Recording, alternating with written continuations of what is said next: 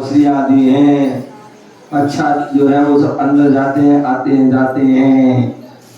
और जो तंदुल मत्स्य है वो महामत्स्य के कान में रहता है और मल को खाता रहता है, कान का मल खाता रहता है। और वह विचार करता, सोचता है कि ये जो महामत्स्य है कैसा मूर्ख है। क्या है वो देख रहा है, क्या वो देख रहा है कि जो कि महामत्स्य कितना मूर्ख है कि इसके मुख में कितनी सारी मछलियां आदि जीव जा रहे, आ रहे, जा रहे, आ रहे, जा रहे, आ रहे, लेकिन फिर भी कुछ नहीं कर रहा। और इसकी जगह मैं होता,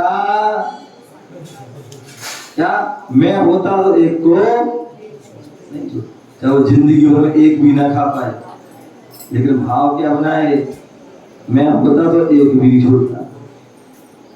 और यही कारण है कि महामत्स्य तो जो है सातवें नरक में जाते ही है, लेकिन वो तंदुल मत्स्य भी ऐसा सोचने से वह भी सातवें नरक में जाते, क्योंकि भाव, बोले भाव बिगड़े,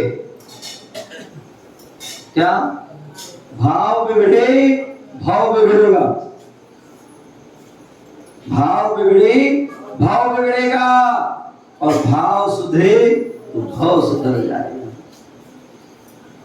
क्या भाव बिगड़ी तो भाव बिगड़ जाएगा, और भाव भाव बिगड़ जाएंगे, और भाव सुधरे तो भाव सुधर जाएगा, भाव सुधर। तो इसलिए भावों की पगडंडी में सरपट दौड़ा करता मन, भावों ही भावों में भव के बंद बांधता, बंद बांधता है। तो भाव उसने क्या किया, बंद बांध लिया, ऐसा सोचने मात्र से भाव बन गया। और भावों ही भावों में भव के बंद काटता है मन। और क्या होता है, व्यक्ति जो है बैठा हुआ है और अच्छे भाव बना लिए, क्या बना लिए, अच्छे भाव बना लिए, तो भाव के बंध भी कट जाते। एक चांडाल जैसा व्यक्ति जो सर्वथा अशुद्ध है, स्पर्श के योग नहीं है, लेकिन ऐसा जो है उस जो चांडाल के ने भी मुनियों की वाणी सुन करके उसके भाव बना लिए कि हम चतुर्दशी को हिंसा नहीं करेंगे। इतना मात्र नियम ले लिया, उसका प्रभाव क्या हुआ कि देवों के द्वारा भी वह पूजनीय हो गया। देवों ने भी उसकी रक्षा की। क्या किया, देवों ने नाग नागिन के लिए जो है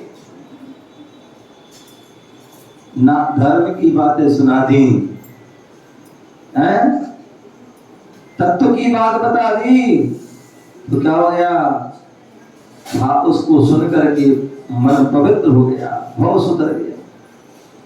सिंह की पर्याय में महावीर का जीव है, कहा तो भाव को बढ़ाने का काम कर रहा था। क्या कर रहा था, भाव को बढ़ाने का काम कर रहा था, हिरण को पकड़ रहा था, उनको जो है उनकी हिंसा कर रहा था। लेकिन जैसी मुनिराज ने उनको संबोधन किया, क्या, हे वनराज, तुम तो जिनराज की यात्रा करना है।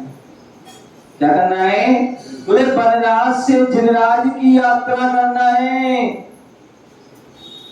और वनराज बन के राजा हो, और राजा तुम बन के राजा हो। ये सारे जानवर तुम्हारी क्या है, प्रजा है। और जो वन का जो राजा होता है वो पिता के समान होता है, और प्रजा जो है पुत्र के समान होती है।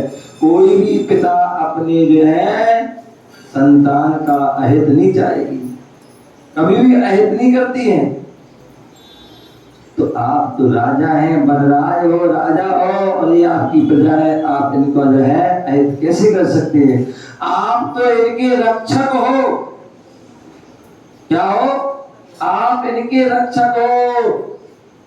और जब आप जैसे रक्षक हो तो हमें किसी की चिंता नहीं है, लेकिन रक्षक ही भक्षक बन जाए। और भी व्याख्यान कल्याण की परम पूज्य उपाध्याय श्री अशोक सागर महाराज की